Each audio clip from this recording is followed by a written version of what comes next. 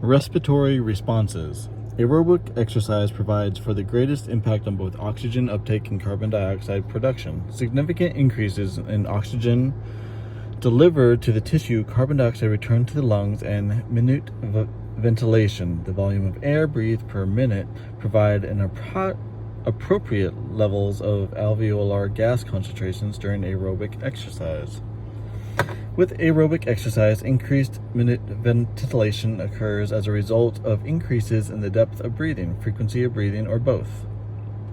During strenuous exercise, the breathing frequency of healthy young adults usually increases from 12 to 15 breaths per minute, at rest 35 to 45 breaths per minute, while tidal volume, the amount of air inhaled and exhaled with each breath, increases from resting values of 0.4 to 1 liter as much as 3 liters or greater. Consequently, the minute ventilation can increase from 15 to 25 times the resting value, or to values 90 to 150 liters of air per minute. During light aerobic exercise, there is an increase in ventilation, which is directly associated with both increased oxygen uptake and carbon dioxide production. In this instance, the increase in ventilation is primarily due to the increased tidal volume. The ratio of minute ventilation to oxygen uptake is termed ventilatory equivalent and ranges between 20 and 25 liters of air per liter of oxygen consumed. In more intense exercise, generally above 45 to 65% of maximal oxygen uptake in untrained individuals and 70 to 90% in trained athletes, breathing frequency takes on a greater role. At these levels, minute ventilation rises disproportionately to the increases in oxygen uptake and begins to parallel the abrupt rise in blood lactate. At this point, ventilatory equivalent may increase to 35 to 40 liters of air per oxygen consumed with this high-intensity activity. With inspiration, air enters the gas exchange area, the alveoli. However, with inspiration, air also occupies areas of the respiratory passage, the nose, mouth, trachea, bronchi, and bronchioles. This area as a whole is not useful for gas exchange and is called the anatomical dead space. The normal volume of this air space is approximately 150 milliliters in young adults and increases with age. Because respiratory passages stretch with deep breathing, you should recognize that anatomical dead space increases as tidal volume increases. Nevertheless, tidal volume increases relatively more than that of the anatomical dead space, resulting in a lesser percentage of tidal volume as a component of the anatomical dead space.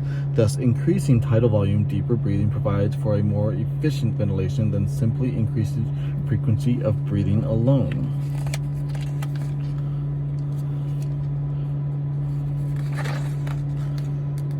Physiological dead space refers to the alveoli, in which poor blood flow, poor ventilation, or other problems with alveolar surface impair gas exchange. The physiological dead space in the lungs of healthy people is usually negligible, because all or nearly all alveoli are functional. Certain types of lung disease, chronic obstructive lung disorder, pneumonia, however, can significantly reduce alveolar function, increasing physiological dead space by as much as 10 times the volume of anatomical dead space. Gas responses. The movement of oxygen and carbon dioxide across a cell membrane, diffusion, is a function of the concentration of each gas and the resulting partial pressure exerted by the molecular motion of each gas. Diffusion results from the movement of the gas from a high concentration to low concentration. At the tissue level, where oxygen is utilized in metabolism and carbon dioxide is produced, the partial pressure of these gases in some instances differ considerably from those in arterial blood. 7-11. At rest, the partial pressure of oxygen in the fluid immediately outside the muscle cell rapidly drops from 100 millimeters of mercury in arterial blood to as low as 40 millimeters mercury, while the partial pressure of carbon dioxide is elevated above the arterial blood to about 46 millimeters mercury. During heavy aerobic exercise, the partial pressure of these gases can reach approximately 3 millimeters mercury for oxygen and 90 for carbon dioxide. Consequently, These pressure gradients cause the movement of gases across cell membranes. In addition, the diffusing capacities of oxygen and in particular carbon dioxide increase dramatically with exercise, which facilitates their exchanges, blood transport of gases, and metabolic byproducts. Oxygen is carried in blood either dissolved in the plasma or combined with hemoglobin. However, because oxygen is not readily soluble in fluids, only about 3 milliliters of oxygen can be carried per liter of plasma. Nonetheless, the limited amount of oxygen that is transported in plasma does contribute to the partial pressure of oxygen in blood and other bodily fluids, thus playing a role in the mechanisms that regulate breathing and in the diffusion of oxygen into alveolar blood and into the cells of body tissues. Given the limited capacity of plasma to carry oxygen, the majority of oxygen in blood is carried by the hemoglobin. Men have about 15 to 16 grams of hemoglobin per 100 milliliters of blood, and women have about 14 of hemoglobin per 100 milliliters of blood. 1 gram of hemoglobin can carry 1.34 milliliters of oxygen, and thus the oxygen capacity of 100 milliliters of blood is about 20 milliliters of oxygen in men and a little less than that in women. The way in which carbon dioxide is removed from the system has some similarities to oxygen transport, but the vast amount of carbon dioxide is removed by a more complex process. After carbon dioxide is formed in the cell, it is transported out of the cell by diffusion and subsequently transported to the lungs. Like oxygen, only a limited quantity of carbon dioxide, is about 5% of that produced during metabolism, is carried in the plasma. Similarly to oxygen, this limited amount of carbon dioxide also contributes to establish the partial pressure of CO in blood.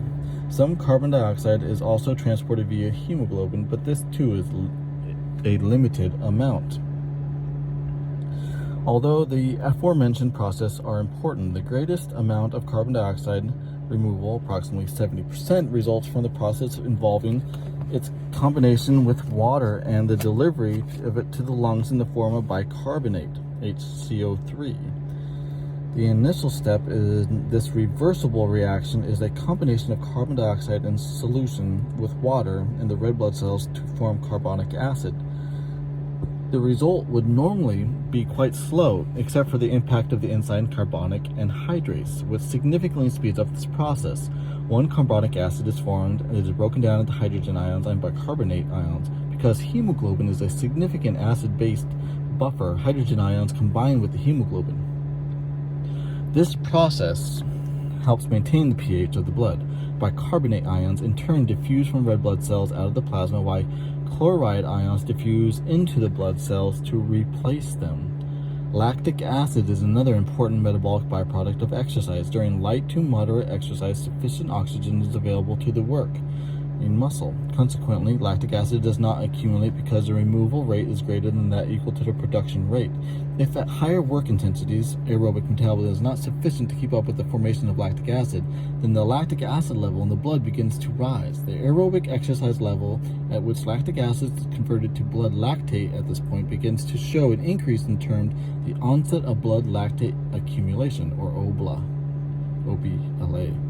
In the case of high-intensity activity, heavy resistance exercise in particular, one of the mechanisms for providing energy is the glycolytic breakdown of glycogen to lactic acid, anaerobic metabolism.